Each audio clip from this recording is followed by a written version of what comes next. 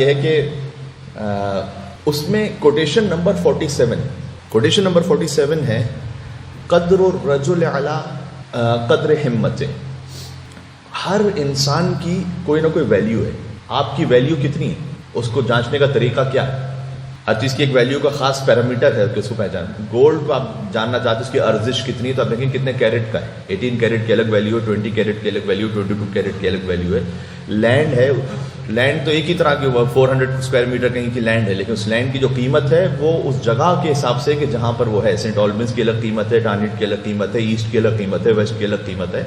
ہر چیز کی قیمت کا ایک پیمانہ ہوتا ہے. انسان کی قیمت کا پیمانہ کیا ہے؟ علی قدر ہمت ہے. مولانا نے 4 جملے اس میں ارشاد فرمائے, میں چاروں آج نہیں پیش کر سکوں گا. کوٹیشن نمبر 47, اس کا پہلا جملہ یہ, ہر انسان کی قیمت اس کی بلند ہمتی سے ہے. جتنی کریج ہے اس میں اتنی اس کی قیمت ہے. یہ بہت اہم ہے. بلند ہمتی کا مطلب ہے کہ اس کے 2 طرح سے ترجمے ہیں, وہی امیر المومنین کا کلام, اور دونوں اپنے اعتبار سے درست بھی ہیں. ایک مرتبہ یہ ہے کہ آپ میں جب کسی کام کو کرنے لگتے ہیں یا ارادہ کرتے ہیں تو کتنی ہمت کو اپنی بلند رکھتے ہیں کہ نہیں میں انشاءاللہ کر کے رہوں گا, اتنی آپ کی قیمت ہے. دوسرا یہ کہ عربی زبان میں ہمہ کا لفظ ایک اور کام کے لیے استعمال ہوتا ہے جس سے اہمیت ہے. ہر انسان کی قیمت اس شے سے کہ کس شے کو وہ کتنی اہمیت دیتا ہے. یہ ترجمہ دوسرا ہو گیا. آپ کس کام کو اہمیت دیتے ہیں اپنی زندگی میں, اپنے معاملات میں سے کس چیز کو سب سے زیادہ اہمیت دیتے ہیں. اس لیے دعاؤں میں آیا ہے کہ پروردگار میری اصل اہمیت کو, جو میں جس چیز کام کو اہمیت دیتا ہوں, وہ دنیا کے معاملات میں قرار نہ دینا, آخرت کے معاملات میں قرار دینا. اتنی آپ کی قیمت ہے کہ جتنی آپ کس شے کو اہمیت دے رہے ہیں, کس کو امپورٹنس دے رہے ہیں. بات واضح ہو رہی ہے؟ تو بلند ہمتی بالخصوص اپنی پروفیشنل لائف میں آپ ضرور, میں نے کہا نا مولا کائنات کے جو کلمات ہوتے ہیں وہ آپ کی فیملی لائف ہو, آپ کے جو آپ زندگی گزار رہے ہیں, اپنے جاب کر رہے ہیں, بزنس کر رہے ہیں, اس میں کہیں پر بھی آپ دیکھیں گے تو آپ کو بڑا کام آئے گا. وہ مجھے اپنی زندگی میں ہمت اپنی بلند رکھیں. کیا فرق ہے ہمت بلند رکھنے میں اور طویل آرزوؤں کو رکھنے میں؟ طویل آرزوؤں کی مذمت کی گئی ہے. امیر المومنین کے کلام میں مذمت کی گئی کہ لمبی لمبی آرزوئیں نہ رکھو, تو پھر مولا کیوں کہہ رہے ہیں کہ بلند ہمت رکھو؟ طویل آرزوئیں وہ ہیں کہ جو بظاہر حاصل نہ ہونے والی چیزیں, ایک امیجنری, ایک فینٹیسی ورلڈ میں آپ رہ رہے ہیں. یہ اچھا نہیں سمجھا گیا. اس طرح سے اگر زندگی گزاریں گے تو وہ چیزوں کو حاصل نہیں بھی کر سکیں گے, نا امید بھی ہوں گے, مایوس بھی ہوں گے. رہتا کہ اگر کوئی انسان غم کو ایبزارب نہ کر سکے تو پھر مایوسی کی طرف جاتا ہے. ہر چیز کو ایبزارب کرنے کا ایک طریقہ ہوتا ہے. اللہ تعالیٰ نے آپ کو دولت, شہرت, طاقت عطا کی, اس کو اگر آپ نے ایبزارب نہیں کیا آپ تکبر کی طرف جائیں گے. اگر آپ کی تعریف ہوتی ہے, آپ نے تعریف کو صحیح طریقے سے ایبزارب نہیں کیا, آپ ریاکاری کی طرف جائیں گے. اگر غم آئے گا آپ کی زندگی میں, آپ نے اس کو صحیح طریقے سے ڈائجسٹ نہیں کیا, آپ مایوسی کی طرف جائیں گے. بلند ہمتی کا مطلب یہ ہے کہ ایک وہ چیز ہے کہ جو اللہ تعالیٰ نے مجھے صلاحیت, استعداد دی ہے کہ میں حاصل کر سکتا ہوں, لیکن اپنی سستی کاہلی کی وجہ سے نہیں کر پا رہا ہوں. نہیں, اس معاملے میں مولا نے کہا کہ بلند ہمت بنو, کوشش کرو, آگے بڑھو. لمبی آرزویں نہ رکھو, لیکن اللہ نے جو تمہیں صلاحیت اور طاقت عطا کی ہے اس طاقت کو پوری طریقے سے برور کر لاؤ, پورا اپنا پوٹینشیل استعمال کرو. دونوں میں فرق ہے, انشاءاللہ واضح ہوگا کہ میں کیا کرنا چاہ رہا ہوں. ایک شخص آیا, ایک بزنس مین تھا. میں بزنس ہی کی مثال دیتا ہوں آپ کو. صادق علیہ محمد امام جعفر صادق علیہ السلام کے پاس آیا, اللہم صلی علی محمد وعلی محمد. امام سے اس نے آ کے کہا کہ مولا میں بینکرپٹ ہو گیا ہوں اور میرا معاملہ پورا ختم ہو چکا ہے, بزنس کچھ نہیں بچا.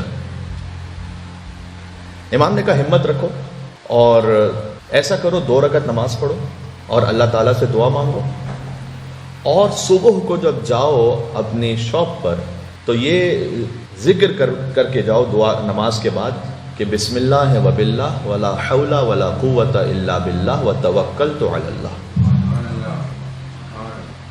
شروع کرتا ہوں اللہ کے نام سے, بسم اللہ و باللہ, شروع ہے اس کے نام سے. جب کسی بڑی ہستی کے نام سے کوئی چیز شروع ہوتی ہے تو اس میں خود برکت آ جاتی ہے, اہمیت آ جاتی ہے. آپ کسی پروجیکٹ کو شروع کرنا چاہتے ہیں تو کتنی دفعہ ہوتا ہے کہ بھائی کوئی پرائم منسٹر ہے, کوئی وزیر ہے, کوئی بڑا ہے, یا کوئی مذہبی پروجیکٹ ہے تو کوئی بڑے عالم ہے, وہ کہتے ہیں نا کدال جس کو کہتے ہیں پہلا وہ ماریں گے. کیوں؟ اس لیے کہ ان کے نام سے شروع ہوگا تو اس میں ایک برکت آئے گی, ایک ہمت آئے گی, ایک لوگوں میں ایک موٹیویشن آئے گی. جو اللہ کے نام سے شروع کرے اپنے کام کو, اللہ سے بڑھ کے تو کوئی نہیں. تو امام نے کہا بسم اللہ و باللہ ولا حول ولا قوت الا باللہ. لا حول ولا قوت الا باللہ کا ترجمہ یہ ہے کہ ہوتا وہی ہے جو خدا چاہتا ہے. سادہ ترجمہ اس کا یہ, وتوکلت علی اللہ, یہ کہہ کے جاؤ. اب بعض لوگ ہوتے ہیں جنہیں یقین بھی نہیں آتا, جلدی سے. اس نے کہا کہ مولا میری شاپ پہ کچھ بچا ہی نہیں ہے, مطلب کوئی بیچوں گا میں کیا جا کے, میں کچھ بچا ہی نہیں ہے کہ میں ذکر پڑھ کے جاؤں گا تو کیا ہو جائے گا. امام نے کہا کر دیکھو کر کے.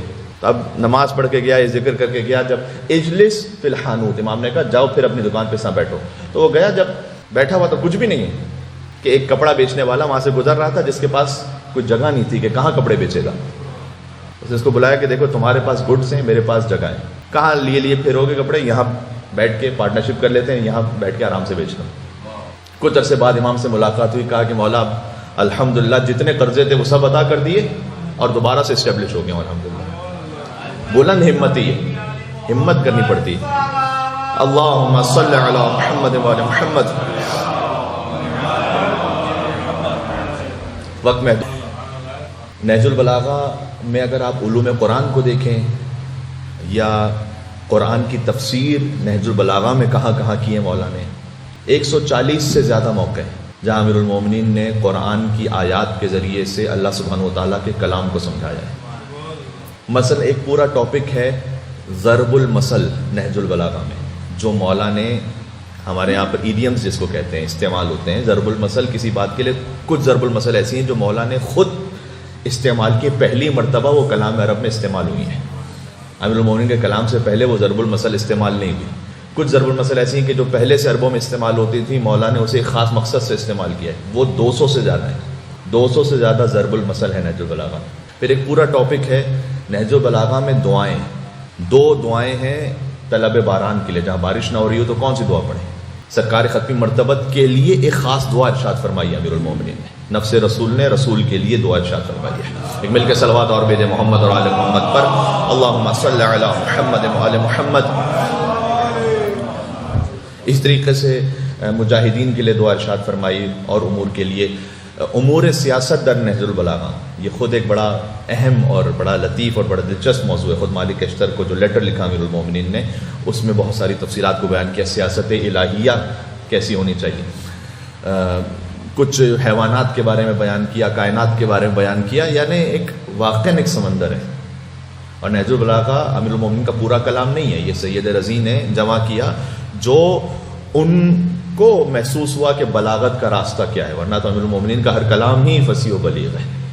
جو انہوں نے انسانوں کی ہدایت کے لیے سید رضی نے سمجھا کہ اسے زیادہ ضرورت ہے کہ پیش کیا جائے. اس طریقے سے کلمات اختصار, تقریباً میں آپ سے شاید 8ویں-10ویں مرتبہ یہ ریکویسٹ کر رہا ہوں, مجھے لگتا ہے کہ اپنے اس پورے سلسلے میں جو میں آپ سے خطاب کرتا رہا ہوں, کہ آپ نہج البلاغہ کے اگر پریکٹیکلی میں آپ سے کوئی چیز ریکویسٹ کروں, بہت کم مومن ہوں گے ایسے جنہوں نے نہج البلاغہ کو سیریسلی کبھی پڑھا ہو, اور شاذ و نادر ہوں گے جنہوں نے پوری نہج البلاغہ پڑھی ہو.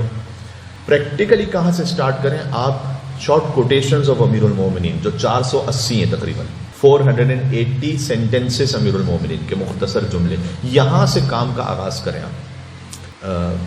انگلش میں بھی نہج البلاغہ ایپ کی صورت میں اویلیبل ہے, اس کو ڈاؤن لوڈ کریں اور روزانہ 1-2 جملے پڑھیں. اگر آپ اردو میں کمفرٹیبل ہیں تو اردو میں کتابیں بھی چھپی ہوئی, علامہ ذیشان حضرت جوادی صاحب علیہ اللہ مقاموں کا ترجمہ, ان سے پہلے مفتی جعفر حسین صاحب کا ترجمہ. تو شارٹ کوٹیشنز آف امیر المومنین. اور اس بات کو ہم نے عرض کیا ہے کہ جب آپ امیر المومنین کے مختصر کلمات کو پڑھیں گے تو آپ کو محسوس ہوگا کہ جو آپ نے مثلاً کبھی اپنی پروفیشنل لائف کے 20-30 سال کے تجربے سے سیکھا, وہ 1400 سال پہلے علی نے ایک جملے میں بیان کیا ہوا ہے پہلے سے.